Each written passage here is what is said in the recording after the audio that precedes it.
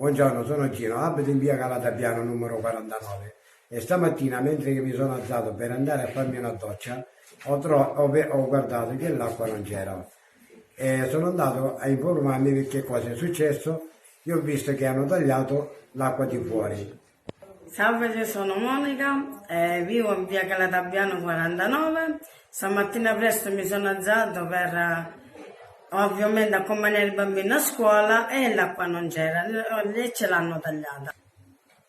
Ovviamente l'acqua è un diritto di tutti noi. Noi che viviamo qua abbiamo avuto tante volte difficoltà. Vi invitiamo domenica pomeriggio alle 18 in via Calatabiano 49 per sostenerci di questa situazione. Vi aspettiamo domenica alle ore 18 in via Calatabiano per mantenere la nostra causa.